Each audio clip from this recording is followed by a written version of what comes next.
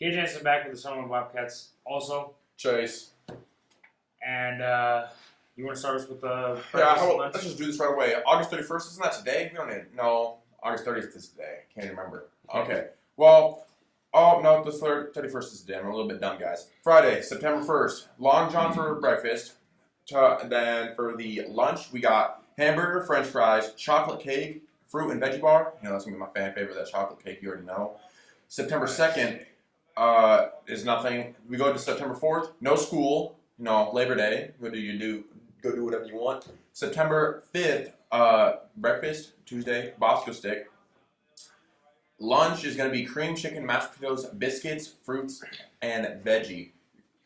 Now we got our good old elementary news. September 13th, no school for pre-K through 6. Don't know why. September 14th, individual school pictures with a 1:30 dismissal.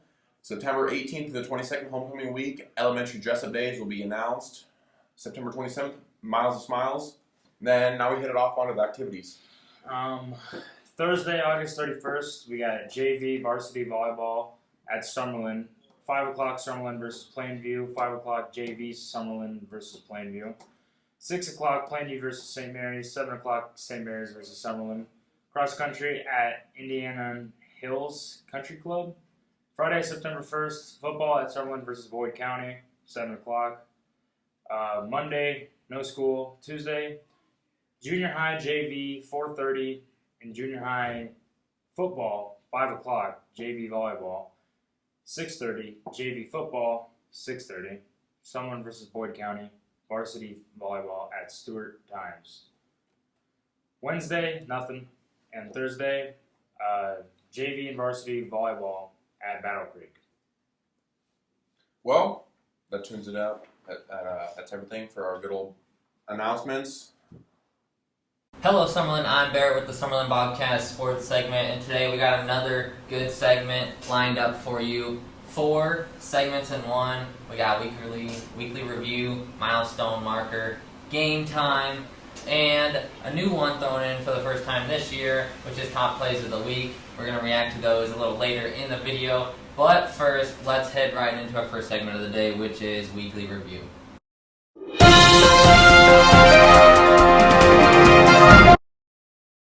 So this is weekly review, and of course last week on the show we had Christian Bank to make some picks on the NFL regular season week 1 games. And of course, those are happening this weekend, but we can still go over some things that are happening in the sports world for this weekly review segment. So, one of the biggest things that happened over the last, 3 days is Olympic U.S. track and field star Noah Lyles. He came out with a statement saying that the NBA is not really world champions, and the title is kind of not correct, but compared to the Olympics, which he's in, he's saying, well, that's actually the best of the best from the world competing. While, of course, saying the NBA is more of just the American champions, right? Just the association champion. Not even though the title when you win the NBA Finals is your world champions, right? He came out with that statement saying oh, the NBA is not really world champions. I mean, he said, the Olympics has every country fighting, and then the NBA is just the NBA, right? Which I'm sure you can kind of understand where he's coming from, right? The Olympics, yeah, they're separated into countries, every country, basically, right? Every country in the world goes to compete, and they get down, right? They actually, have the competition. But the NBA is the same way, but they're all on, right? I mean, there's the best players in the world come to the NBA to play.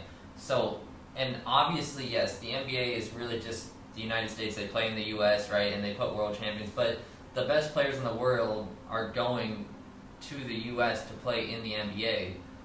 So it's the world champions. I mean, think of players like Luka, Giannis, Nikola Jokic, Joel Embiid. Those guys are not from the U.S. They come and, there's a ton of people. They don't even have to be superstars like those 4. There's a ton of role players, utility guys, bench players, starters, coaching staff, media members. I mean, the NBA is a world stage for basketball. It's just not, obviously the Olympics has basketball as well. But that level of competition, they bring the U.S. teams down there, and the U.S. usually does good. And then all that other talent they face is in the NBA. So obviously, I kind of understand where he's coming from, right? There's not a bunch of countries, whatever, but he was getting absolutely, like, a lot of backlash from NBA stars. Guys like Kevin Durant, Bradley Beal, Devin Booker, Jason Tatum, Gary Trent Jr., Tyus Jones. I saw a ton of guys just going crazy with them, right? Like, SportsCenter had a whole segment about it. It was crazy. They're still talking about it and stuff. I mean, that was very aggressive to say to some of the best basketball players in the world, but I'm sure he has a lot of respect for him, but he probably thinks that track and field doesn't get as much attention, like if he won the Olympics for track and field, right?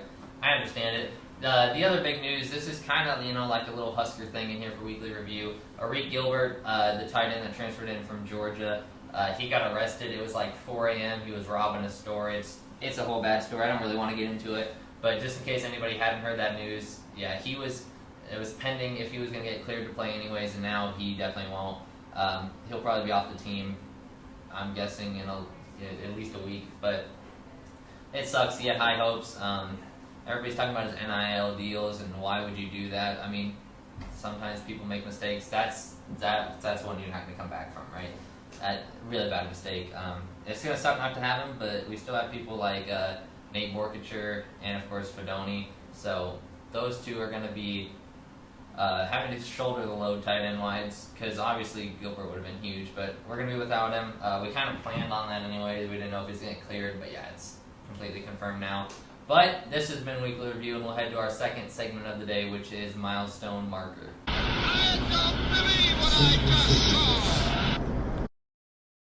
So this is Milestone Marker, and this segment today is going to be talking about Victor Hovland's performance at the FedEx Cup Championship. In golf, it was a beautiful weekend. Obviously, he started, he was, like around 10th or something like that. He ends up winning it.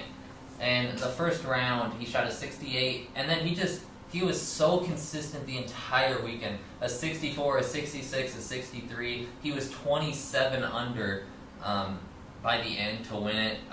Second closest was Xander Schauffele. I think he was 22 or 21 under. They tried to, obviously Xander tried to come back, but it's hard when Xander Schauffele shoots a 62, right? And then the guy you're trying to chase shoots a 63. He only bogeyed twice all weekend, which is incredible for a golf, right? You got 4 rounds, 18 holes. That's a lot of golf, and you only go over par twice. That's no wonder. He deserved the win, right? 27 under. Nobody's really close to him all weekend, right? People fell off. Day 2 and 3 was not a good day for many people. But Victor Hovland, he deserved it. He got hot late, worked on his short game, as he said.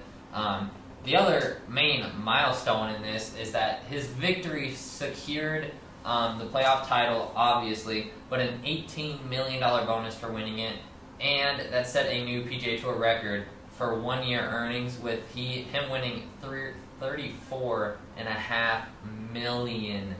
That's a lot of money. That included his FedEx Cup bonus and his Comcast Business Tour Top 10 bonus, obviously signing sponsors and stuff, winning a couple tournaments throughout the way. Golf could be really good for you if you're really good, and he is really good. $34.5 million is a ton. But, this is Milestone Marker. We were talking about Victor Hovland. Let's go to our third segment of the day, which is Top Plays of the Week.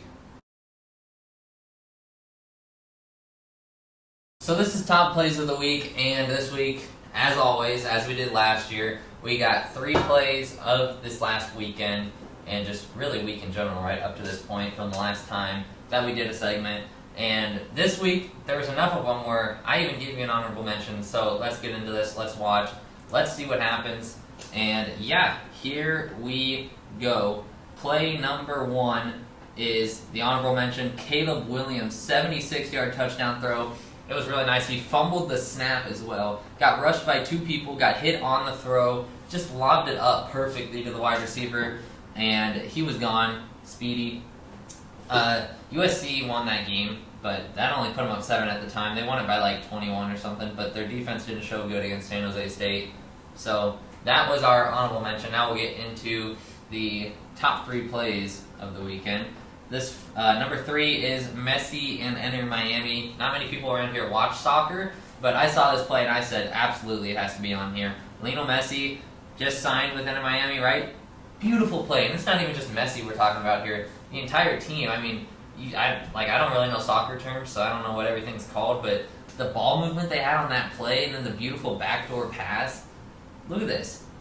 Oh, and then he just like makes it look so easy. He puts it in there, and then he cuts to the goal. That's a beautiful play. Look at this. Ready? He kicks it in there. And then they have that, and then the backwards, I don't know what that's called, you do the flip, and then he kind of just, it was so nasty. Threw like 3 defenders to the back door, and then he just cuts right to the goal. Goalie had no clue what was happening. Number 2 is Adam Schenk, hole out from 137. This was on day 4. Beautiful shot. I wish I could do that. It was an eagle, by the way. He ended up placing top 10, I believe. I think he was like 8th or somewhere in there. So that's good prize money for him. Number 1, Louis Lapp's walk-off bomb in the Little League World Series. Could you imagine that as a kid? I mean, look at all the guys are celebrating. I mean, it's got to be amazing, right? First off, to hit a home run. First off, to be in the Little League World Series, to hit a home run and then to walk off the Little League World Series with a bomb. That's got to be an amazing feeling. So this has been the top 3 plays of the week, plus your honorable mention. We'll now go to our final segment of the day, which is game time.